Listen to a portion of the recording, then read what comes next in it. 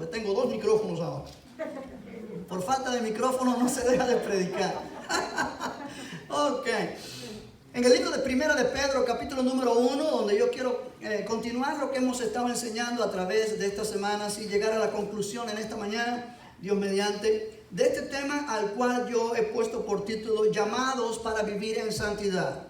Yo hallo que es un tema demasiado urgente y que no nos debemos cansar de enfatizarlo en el nombre del Señor. ¿Ya lo encontró? Amén. Primera de Pedro capítulo 1 verso 14 dice: como hijos obedientes, no os conforméis a los deseos que antes teníais estando en vuestra ignorancia, sino como aquel que os llamó es santo, sed también vosotros santos en toda vuestra manera de vivir. Porque escrito está: sed santos porque yo soy santo. Y si invocáis por Padre aquel que sin acepción de personas juzga según la obra de cada uno, conducíos en temor todo el tiempo de vuestra peregrinación, sabiendo que fuisteis rescatados de vuestra vana manera de vivir, la cual recibisteis de vuestros padres, no con cosas corruptibles como oro o plata, sino con la sangre preciosa de Cristo, como de un cordero sin mancha y sin contaminación, ya destinado desde antes de la fundación del mundo, pero manifestado en los postreros tiempos por amor de vosotros, y mediante el cual creéis en Dios, quien le resucitó de los muertos y le ha dado gloria, para que vuestra fe y esperanza sean en Dios. Padre, te damos gracias por tu palabra. Oramos, Señor, que pueda ser de bendición, de edificación a cada vida, tanto los que estamos aquí reunidos como aquellos que están viendo este servicio a través de los medios de comunicación. Amén. Toca cada vida en su necesidad. Señor, que esta palabra pueda penetrar profundo en cada persona. Tu nombre sea glorificado. Oramos dándote a ti muchas gracias en el nombre de Jesús, y todos dicen amén. Amén. Puede sentarse, hermano. Gloria al Señor, gloria al Señor. La semana pasada yo toqué este tema en el segundo punto, que enfaticé que el llamado a vivir en santidad es posible cuando lo hacemos de la manera que nos lo muestra aquí el apóstol Pedro. Número 1, enfocando nuestra esperanza en la venida del Señor, enfocando nuestra esperanza en el momento cuando Cristo regrese para darnos esa salvación completa, cuando nuestros cuerpos sean glorificados. Amén. Pero la semana pasada yo insistí en el segundo punto de esta lección o de este tema, al cual yo puse por subtópico que debemos seguir el ejemplo de nuestro Padre Celestial. Note que hay un llamado allí en el versículo 14 y versículo 15, donde Dios nos dice como hijos obedientes. Y recuerde que aquí nos está diciendo la Escritura que somos hijos obedientes. Dios nos declara hijos obedientes.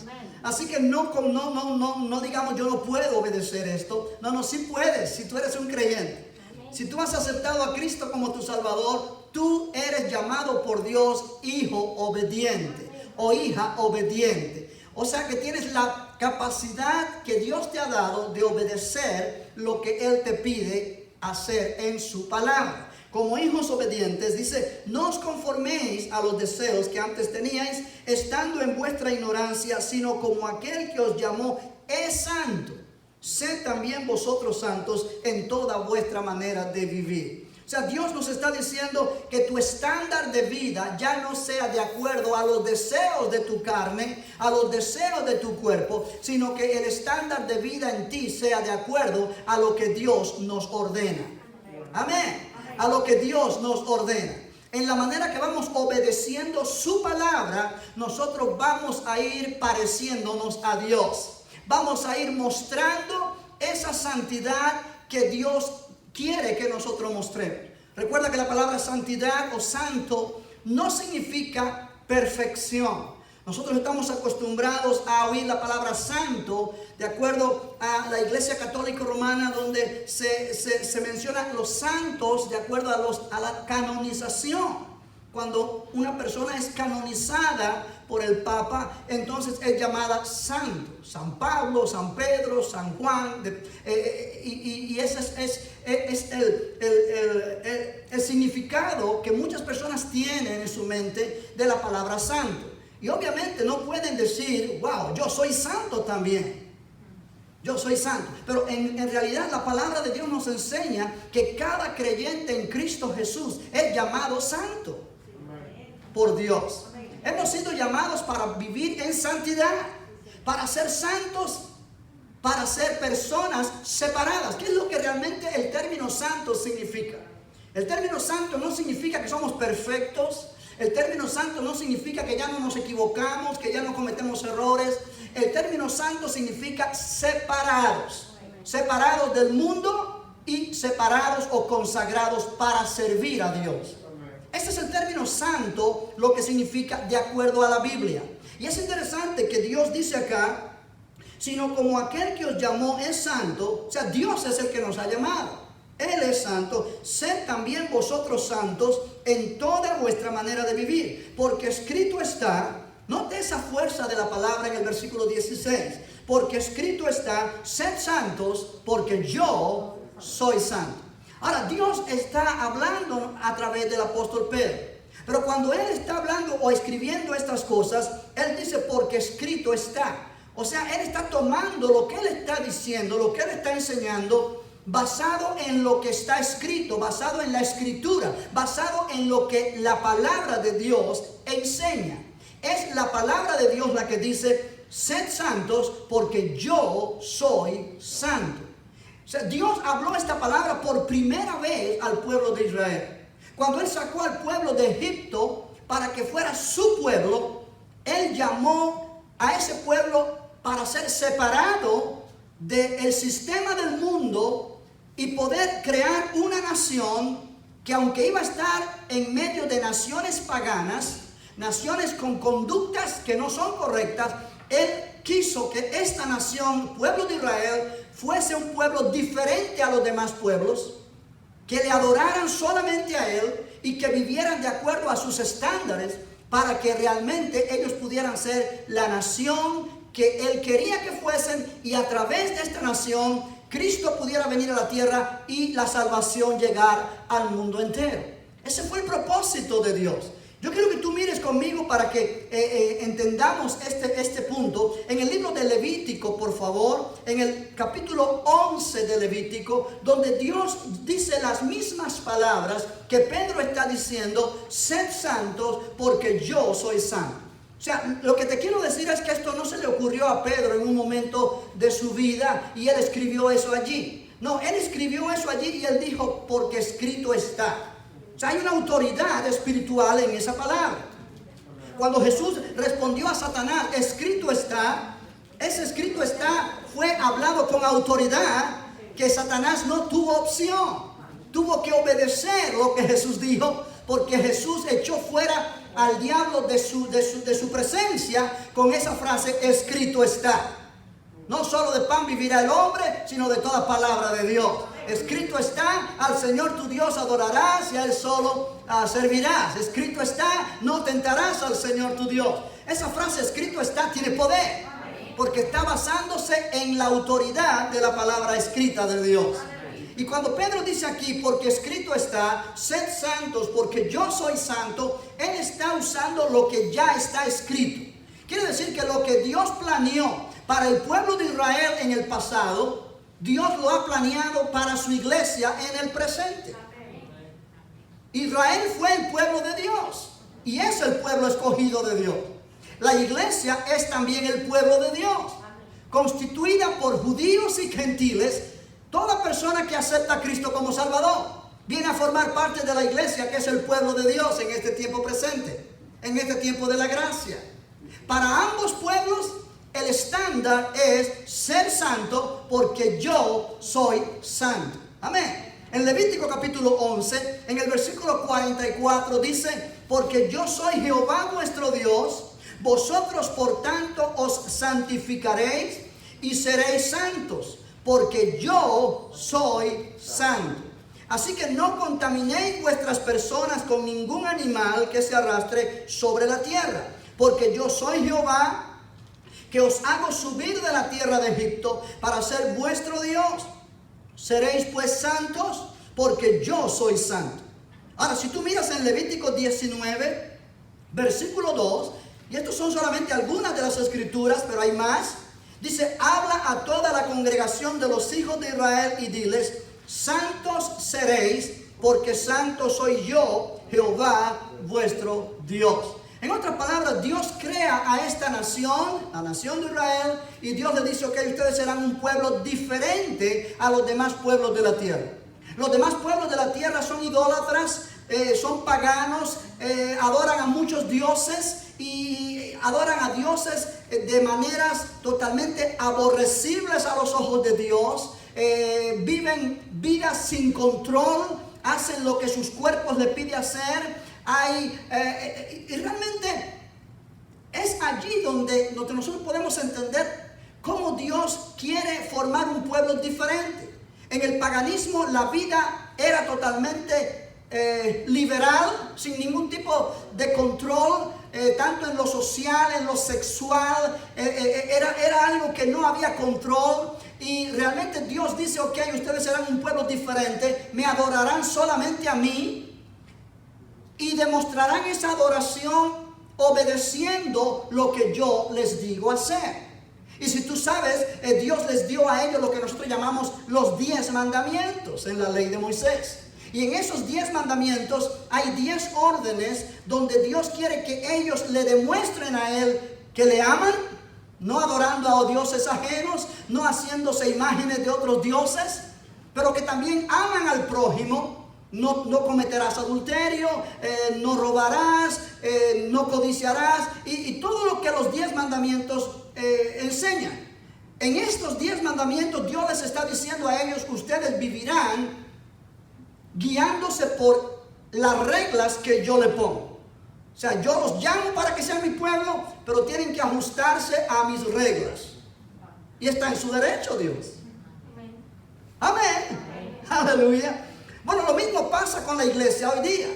La iglesia hoy día somos el pueblo de Dios y realmente hemos venido a ser la familia de Dios. Y Dios dice, ok, yo quiero que tú seas parte de mi familia, yo quiero que tú seas mi hijo, mi hija, yo quiero ser tu padre, pero yo quiero poner los límites y poner yo las reglas. Y Él dice, esas reglas son, sed santo porque yo soy santo. Vas a ser un hombre o una mujer diferente a los hombres y mujeres fuera de la iglesia del Señor. Ellos viven de cierta manera, ellos hablan de cierta manera, ellos se comportan de cierta manera. Yo quiero que tú seas diferente. Amén. Yo quiero que tú seas diferente. Eso es lo que realmente significa ser santo. Eso es lo que realmente significa caminar en santidad. No es vivir así como que vives en otro planeta y ser una persona rara. No es raro. Es como alguien escribió y dice, una persona santa no es una persona estrafalaria que llama la atención por su apariencia extraña o extravagante, sino una persona santa es una persona diferente. Dice, su vida tiene una calidad que indica que es diferente. Aleluya. Tú puedes mirar, digamos, en objetos, cosas que se venden en el mercado, que son de una marca muy, muy famosa, y otras que son imitación a esa marca. Quizás los que son de marca famosa te van a costar más caro, pero hay más calidad. Lo otro imita a lo de calidad, pero no tiene la misma calidad. O sea, Dios está diciendo, yo quiero que tú seas diferente, que la calidad de vida en ti se demuestre que no es igual a la calidad de vida que tienen los que no conocen al Señor. ¿Me está entendiendo esta mañana? Dice este autor, su forma de vida presente no solo es diferente de su manera pasada de vida, sino que es diferente también de los estilos de vida de los no creyentes que le rodean. O sea, hay una diferencia entre santidad y legalismo. O sea, hay un sector de la iglesia que define santidad a través de lo que uno hace o no hace en sus propias fuerzas para obedecer reglas que la misma iglesia impone. Eso no es santidad. Eso es apariencia de santidad quizá. Quizá en lo externo puedes mirar a una persona y decir, se ve una persona santa. Pero cuando oyes a esa persona hablar, inmediatamente dices, no es santa. Amén.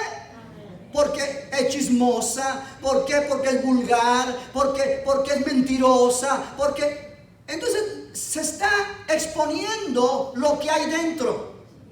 Implica que lo que está fuera no nos identifica como que somos o no somos santos. Es lo que importa lo que está dentro. Ahora, si lo que está dentro es santo de verdad, afectará a lo que está afuera también. El cambio es de adentro hacia afuera. ¿Cuántos entienden lo que estoy hablando? O sea, de esto es lo que trata esta enseñanza en su esencia. Cuando Dios dice que tu vida no sea, o que tú no te conformes a los deseos que antes tenías, cuando estabas en ignorancia, sino que tu vida se conforme a lo que Dios te manda, a lo que Dios te ordena. Y tú debes ser una persona que estás dispuesto a obedecer a Dios en todo aquello que Él te pide. Obviamente nunca podremos ser santos en la misma medida como Dios es santo. Hey, la santidad de Dios, iglesia, es algo asombroso. El evangelista Billy Graham, él hizo esta declaración. Él dice, al leer la Biblia, parece que encuentro que la santidad es el atributo supremo de Dios. Un teólogo muy famoso, Louis Berkhoff, dice, no parece apropiado hablar de un atributo de Dios como más central y fundamental que otro. Pero si esto fuera permisible, el énfasis bíblico en la santidad de Dios parece justificar su selección. Un pastor en Filadelfia hizo este comentario, lo cito, dice, él habló una vez a un grupo de discipulados sobre los atributos de Dios. Empezó pidiéndoles que enumeraran las cualidades de Dios en orden de importancia. Ellos pusieron el amor en primer lugar, Dios es amor. En segundo lugar pusieron la sabiduría de Dios. En tercer lugar, el poder de Dios, la misericordia de Dios, la omnisciencia de Dios, la verdad de Dios. Y al final de la lista pusieron santidad. Y este pastor se extrañó mucho y dice, esto me sorprendió, escribió él más tarde, porque la Biblia se refiere a la santidad de Dios más que a cualquier otro atributo. Y él añade, la Biblia generalmente no se refiere a Dios como amoroso, amoroso, amoroso. O no se refiere a Dios como sabio, sabio, sabio. O omnisciente, omnisciente, omnisciente. Pero sí se refiere como santo, santo, santo.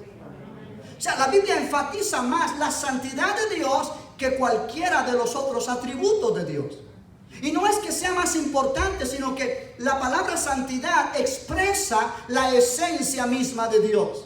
Cuando nosotros nos paramos a meditar en esto, entendemos que Dios es limpio, puro, perfecto. En Él no hay sombra de variación. En Él no hay nada de pecado. En Él no hay nada de tinieblas. Juan lo describe como Dios es luz y ninguna tiniebla hay en Él. O sea, nos estamos enfrentando a un ser que es absolutamente puro. ¿Y quién de los seres humanos puede decir yo soy así también? Obviamente nadie. Pero Dios nos da la oportunidad de entrar a su presencia. Pero Él, como santo que es, no tolera el pecado. No tolera una conducta que vaya en contra de su santidad. Por eso Él nos hace el mandamiento: sed santo. Ahora, ¿de qué manera tú y yo vamos siendo santos cuando estamos dispuestos a obedecerlo a Él en lo que Él nos pide hacer? Te voy a dar dos escrituras. Mira conmigo allí en el libro de 2 de Corintios, en el capítulo 7. 2 de Corintios 7, versículos 1. Versículo 1, vamos a leer solamente ese. Cuando lo tengas dices amén. 2 Corintios 7, 1 dice, así que amados, puesto que tenemos tales promesas, limpiémonos de toda contaminación de carne y de espíritu, perfeccionando ¿qué? La santidad en el temor de Dios. Note que dice, limpiémonos, teniendo tan grandes promesas, las promesas que están en los versículos anteriores. Dice, limpiémonos de toda contaminación de carne y de espíritu, perfeccionando la santidad de Dios. Ahora en el libro de Filipenses capítulo 2, Filipenses 2, mira lo que dice el versículo 12. Filipenses capítulo 2, versículo 12. Cuando lo tenga dice amén. Aleluya. Dice, por tanto, amados míos, como siempre habéis obedecido, no como en mi presencia solamente, sino mucho más ahora en mi ausencia, ocupaos en vuestra salvación con temor y temblor, porque Dios es el que en vosotros produce así el querer como el hacer por su buena voluntad. Haced todo sin murmuraciones y contiendas, para que seáis irreprensibles y sencillos, hijos de Dios sin mancha, en medio de una generación maligna y perversa, en medio de la cual resplandecéis como luminares en el mundo. ¿Cómo? Asidos o agarrados de la palabra de vida. O sea, es interesante que entendamos esto.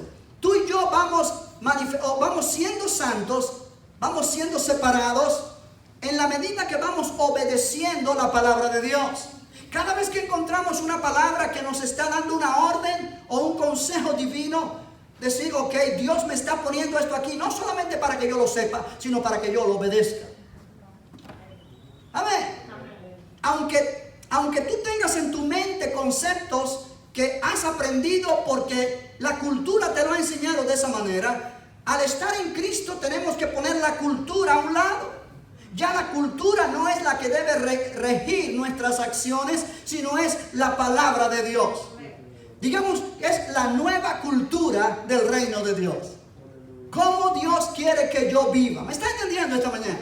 Cuando vamos acostumbrándonos a vivir de esta manera, vamos a ir experimentando la presencia del Señor de una manera más real en nuestra vida y vamos entendiendo lo que es caminar en santidad. Nos podemos equivocar, podemos fallar porque no somos perfectos, pero en el momento que fallamos vamos a reconocerlo, vamos a levantarnos otra vez, vamos a pedir perdón a Dios y continuar en el camino. ¿Por qué? Porque vamos entendiendo que no hay nada más bonito que obedecer a Dios. Aleluya. Ahora, volviendo allí a Primera de Pedro, es interesante lo que nos dice la Escritura. Y yo pienso, iglesia, como te lo he dicho en otras ocasiones, que una de las cosas en lo que yo he visto que la iglesia contemporánea ha fallado a nivel mundial es en no insistir en este punto. No insistir en este punto. La palabra santidad no se menciona mucho ya en los púlpitos actuales. La palabra santidad no se menciona mucho ya en las iglesias. Quizá porque está interpretada como legalismo y la gente no quiere legalismo en sus vidas. Pero santidad no tiene que ver nada con legalismo. Santidad es lo que Dios ordena, cómo debe ser mi conducta como un creyente y cómo debe ser mi vida. Es interesante que Pedro menciona la frase manera de vivir o conducta varias veces en su corta epístola. Él insiste en esto porque es una necesidad.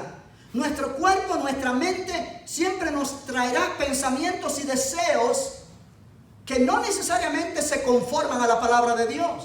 Y si nosotros no estamos saturados de esta enseñanza, tarde o temprano vamos a dejarnos llevar por nuestros pensamientos. ¿Cómo hay personas en las iglesias que están llenas de resentimiento, por ejemplo? ¿Cómo hay personas en las iglesias que están llenas de rencores, de amargura, de mundanalidad? Y sin embargo piensan que todo está bien.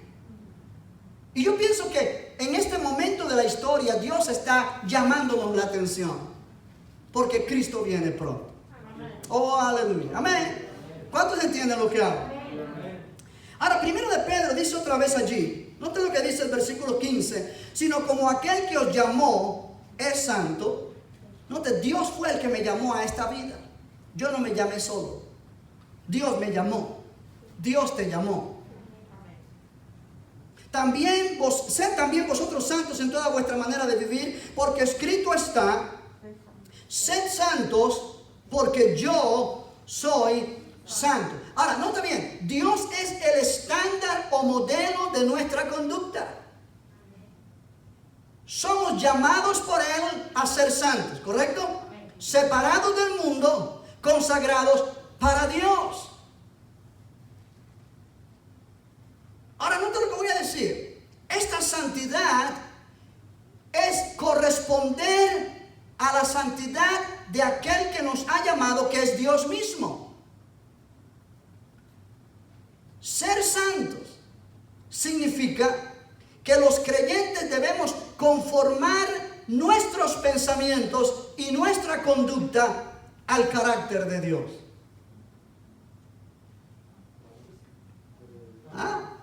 Vuelvo a decirlo.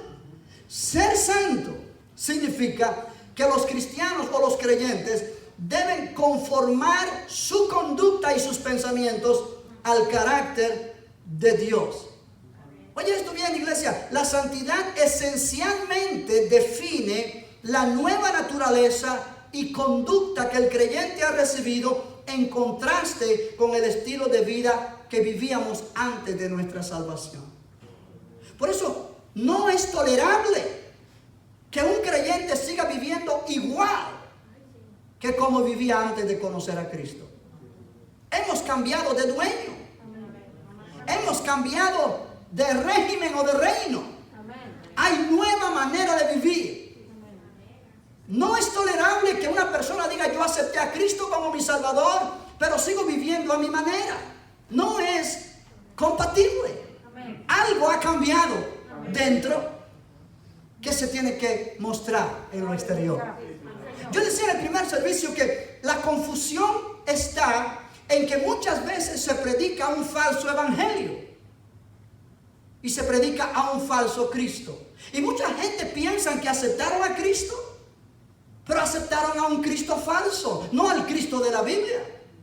¿Por qué? Porque aceptaron a un Cristo del cual no se les ha dicho lo que ese Cristo requiere de nosotros. Han aceptado un evangelio que realmente no se les ha enseñado lo que el evangelio realmente es y lo que el evangelio demanda de mí. Entonces la persona ha recibido a un Cristo que no es el Cristo de la Biblia y no tiene necesidad ninguna de cambiar su estilo de vida porque nada ha pasado en su interior. Pedro está escribiendo a hombres y a mujeres que él los llama que han renacido, han nacido de nuevo por el poder de Dios.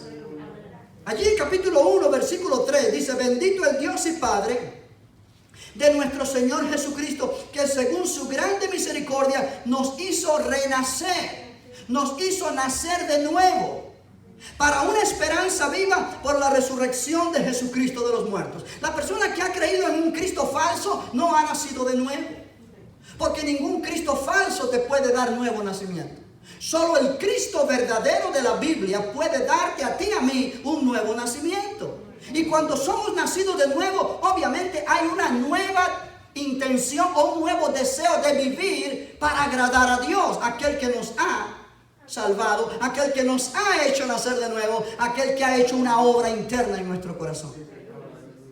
Por eso que cuando alguien recibe a Jesús de verdad en el corazón, no es más la misma persona, o no vive como vivía antes. Algo ha pasado dentro, algo ha cambiado dentro. No entendemos por qué cambiamos. Mucha gente piensa: te lavaron el cerebro. Oye, te cambiaste de religión y ahora eres... No es eso. Es que cuando Cristo entró a tu vida, Él hizo algo en ti que nadie más había hecho. Y ahora tú eres diferente. ¿Me está entendiendo esta mañana? Eso es nuevo nacimiento. Ahora, iglesia, es interesante lo que dice aquí la Escritura. Nota el versículo 17. Y si invocáis por Padre aquel que sin acepción de personas juzga, según la obra de cada uno, conducíos en temor o conducíos en reverencia todo el tiempo de vuestra peregrinación. Si invocáis por Padre, ¿cómo nos gusta llamar a Dios Padre? ¿Ah? Jesús nos enseñó a hacerlo. Orad diciendo, Padre nuestro que estás en los cielos. Jesús dijo, todo lo que pidieras al Padre, en mi nombre lo dará. El apóstol Pablo dice, ya no hemos recibido el espíritu de esclavitud para estar otra vez en temor, sino hemos recibido el espíritu de adopción por el cual clamamos, Abba, Padre. Podemos decirle a Dios, Padre. Pero mira lo que dice este texto. Si invocáis por Padre aquel que sin acepción de personas juzga según la obra de cada uno. ¿Qué quiere decir esto? Bueno, más de uno aquí ha oído la frase, los hijos de papá. Oh, ese es un hijo de papá. O un hijo de papi. ¿No ha oído eso? Quiere decir que son personas que los papás son gente influyente y los protegen. Y las autoridades cuando vienen porque este hijo de papá ha hecho algo indebido, no le puede hacer nada porque el papá tiene influencia y lo defiende. Esos son los hijos de papi. Cometen un crimen, pero el papá va y lo saca bajo fianza o paga. Y al otro día ya ellos están en la calle haciendo otra vez desastres. Yo te quiero decir esta mañana algo que es una buena noticia, pero a la vez es mala para muchos. Dios no tiene hijos de papá. Tú no puedes decir, ¿sabes qué? Yo puedo vivir la vida a mi manera, al fin y al cabo yo soy hijo de papá. No, no, no. Nuestro Padre Celestial juzga según las obras de cada uno. Si tú haces algo que no es correcto, Dios te juzga en base a lo que hiciste que no es correcto y no te pasa la mano porque eres hijo de Él. Por eso Pedro dice, conducíos en temor, conducíos en reverencia todo el tiempo de vuestra peregrinación. O sea, todo el tiempo que estemos en esta tierra. Que pueden ser muchos años, pero al fin y al cabo pasamos de esta vida. Aleluya. Pasamos de esta vida. Porque esta vida no es donde vamos a quedarnos aquí para siempre. Todos vamos a morir un día si Cristo no viene antes. Estamos aquí de paso. Y en el tiempo que estamos de paso, la Biblia le llama a esto peregrinación. Y nota lo que dice Pedro otra vez, versículo 17. Y si invocáis por Padre aquel que sin acepción de personas juzga según la obra de cada uno, conducíos en temor todo el tiempo de vuestra peregrinación. Conducíos en reverencia. Quiere decir que yo no puedo tomar la vida cristiana como algo sin importancia y vivir a mi manera. Dios me va a pedir cuenta de eso. Y Dios me va a disciplinar y me va a juzgar. Y el propósito de Él juzgarme y disciplinarme, y muchas veces la disciplina puede ser dura, es porque Él quiere que yo participe de su santidad. Miren Hebreos capítulo 12, un momentito antes de terminar esta mañana. Hebreos capítulo 12, en el versículo número 7. Cuando lo tenga, dice lo tengo. Hebreos está un poquito antes de 1 de Pedro. Dice, si soportáis la disciplina, Dios os trata como a hijos. Porque ¿qué hijo es aquel a quien el Padre no disciplina? Pero si se os deja sin disciplina, de la cual todos han sido participantes, entonces sois bastardos y no hijos. Por otra parte, tuvimos a nuestros padres terrenales que nos disciplinaban y los venerábamos. ¿Por qué no obedeceremos mucho mejor al Padre de los Espíritus y viviremos? Y aquellos, ciertamente por pocos días nos disciplinaban, nuestros padres terrenales, como a ellos les parecía. Pero nuestro Padre Celestial, nos disciplina para lo que nos es provechoso, para que participemos ¿de qué? De su santidad. Implica que cuando nos queremos salir de lo correcto y empezamos a caminar a nuestra manera, si somos verdaderamente hijos de Dios, Dios nos va a disciplinar. Dios nos va a llamar la atención. ¿Por qué? Porque Él quiere enderezarnos. Como padre tiene todo el derecho a poner las reglas. Cada padre en la familia tiene el derecho a decirle a sus hijos, ¿sabe qué? Ustedes tienen el beneficio de ser mis hijos, vivir bajo este techo, tener comida, tener ropa, tener sus deseos satisfechos, pero tienen que seguir mis reglas. Y aquí no entra a esta casa después de tal hora. Y aquí y pone límites, ¿correcto? El padre tiene la responsabilidad y tiene el privilegio de hacerlo así. Él es el padre de familia que busca el bienestar de los hijos. Nuestro Padre Celestial de igual manera dice, ok, bienvenido a mi familia, tú eres mi hijo, tú eres mi hija, yo soy tu padre, pero yo pongo reglas, yo pongo límites. Y si tú me consideras tu padre, tú debes hacer lo que yo digo. ¿Eso tiene es razonable? ¿Tiene lógica, sí o no? ¿Tiene lógica, sí o no? Si yo llamo a Dios mi padre, para que Él me dé lo que yo necesito para poder orar con confianza, no quiere decir que yo también tengo que someterme a las reglas que Él me impone. Es razonable. Y Él lo hace para que yo participe de su santidad. Él lo hace para que yo viva la vida plena. Él lo hace para que yo pueda vivir la vida victoriosamente. Alabado sea su nombre.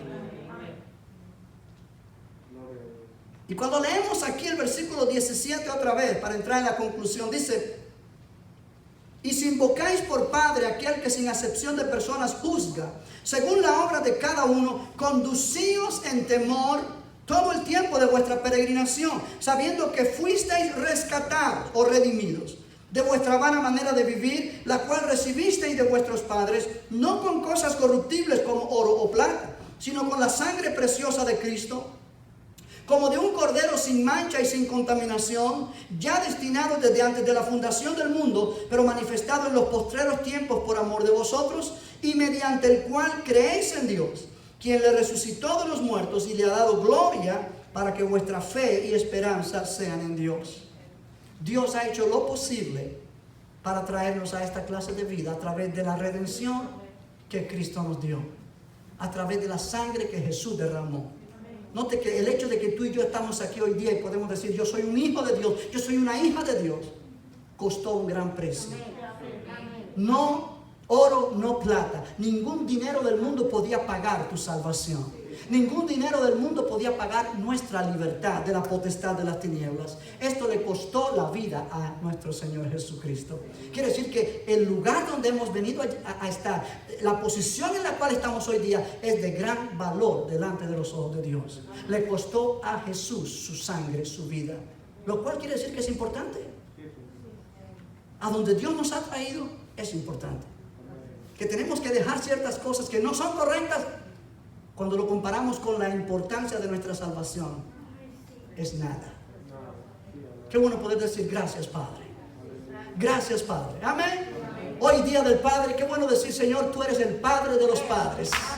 Oh, aleluya. Tú eres el Padre de los padres. Yo quiero darte a ti mi regalo en esta mañana, de alabarte, de agradecerte, de decirte gracias porque me sacaste de la potestad de las tinieblas, me trasladaste al reino de tu amado Hijo, me has hecho partícipe de tu naturaleza divina, me has dado, Señor, esta bendición de ser llamado hijo tuyo, hija tuya, para la gloria de Dios. ¿No es bonito, iglesia? Quizás no le podemos dar a Dios otra cosa, pero le podemos dar nuestra alabanza. Y Él se satisface con la alabanza de un pueblo que de corazón le dice: Señor, gracias por esta salvación. Gracias por esta salvación. Gracias porque me llamas a compartir, a participar de tu santidad, donde el enemigo no tiene ningún lugar en mi vida, porque yo estoy en tu presencia. Oh, ¿por qué no te pones de pie en esta mañana? Vamos a adorar al Señor y decirle: Señor, gracias por esta salvación.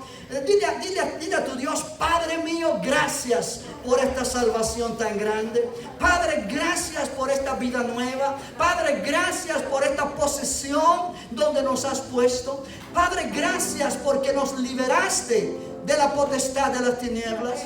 Nos has traído al reino de tu amado Hijo. Somos llamados hijos tuyos. Señor, gracias porque podemos participar de tu santidad. Podemos vivir esta vida plena, esta vida llena del poder de tu Espíritu Santo, donde el enemigo no tiene parte, donde el enemigo no tiene nada que hacer con nosotros, porque somos pueblo tuyo. Levanta tus manos y dale gloria al Señor en esta hora. Oh, gracias, Señor, porque nos has llamado a vivir en santidad. Gracias por la esperanza que tú has puesto delante de nosotros. Gracias porque nos llamas a seguir tu ejemplo. Gracias porque nos instas a vivir en reverencia. Gracias porque nos declaras que somos pueblo redimido por la sangre de Jesús. Oh, vamos a adorar al Señor con esta canción, iglesia. Aleluya. Gracias, Señor. Creo en ti, Jesús. Aleluya. Lo que harás en mí. Oh, yo creo en ti. Creo en ti,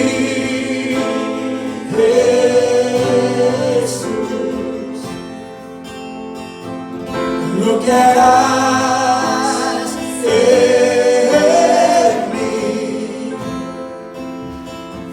En mí. Sí, Señor. En mí recibe toda la gloria, recibe toda la honra, precioso Hijo de Dios, recibe toda la gloria, recibe toda la honra, precioso Hijo de Dios, recibe toda la gloria, recibe toda la honra, precioso Hijo de Dios, recibe toda la gloria, recibe toda la honra, precioso Hijo de Dios. Quiero levantar a ti mis manos, maravilloso Jesús, milagroso Señor. Llena este lugar de tu presencia, haz descender tu poder a los que estamos aquí. Creo en ti, creo en ti, Jesús, en lo que harás en mí. Yo te creo, creo en ti, Jesús,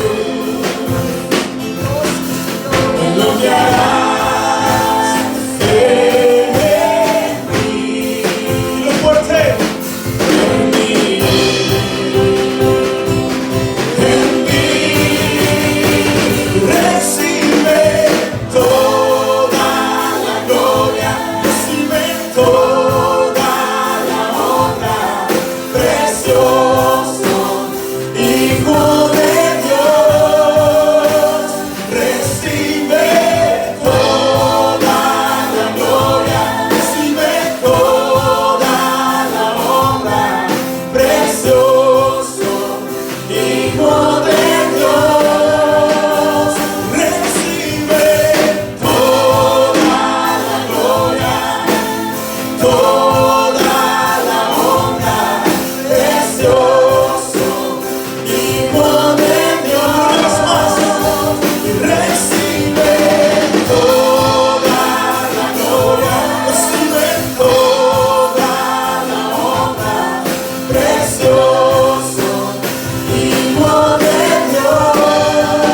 Creo en ti, Señor, creo en ti, Jesús, en lo que harás en mí. Aleluya. Creo en ti, Jesús, en lo que harás en mí. Oh, aleluya. Dale ese aplauso fuerte a Él. Gloria a Dios. Gracias, Señor. Gracias, Señor. Gloria al nombre de Jesús. Gracias, Padre. Gracias, bendito Dios. Aleluya. Gloria al Señor. Gloria al Señor. Vamos a terminar, iglesia, cuando nos vamos de la conexión, vamos a orar por peticiones que tengo acá, pero lo hacemos ya fuera del servicio en línea. Así que vamos a darle gracias a Dios por este tiempo. Vamos a darle gracias a Dios por este día. Espero que pases un buen día del Padre. Yo espero pasar un buen día, ¿no? Amén. Padre, te damos gracias en esta mañana. Ha sido bonito estar en tu casa este día. Gracias por tu fidelidad, por tu amor tan grande. Gracias, Padre, porque hemos experimentado tu amor y lo experimentamos cada día. Tu protección divina, tu ayuda, tu consuelo, tu paz. Gracias, Padre, por pertenecer a tu familia. Gracias porque aun cuando muchas veces se nos hace difícil este caminar, pero sabemos que tú nos has dado tu espíritu, y tu espíritu en nosotros nos da ánimo, nos da sabiduría, nos da dirección, nos fortalece y nos levanta, y nos ayuda a ir de gloria en gloria, de poder en poder. Señor, gracias por cada persona que ha venido y aquellos que nos han mirado a través de Facebook, a través de estos medios de comunicación. Yo oro, Señor, que donde quiera que se encuentren, en cualquier lugar, tu presencia y tu poder durante este día pueda ser precioso en sus vidas, que puedan celebrar este Día del Padre en familia, disfrutar de la comunión en el hogar y ese amor tan grande que tú nos das. Salimos de este lugar, pero no de tu presencia.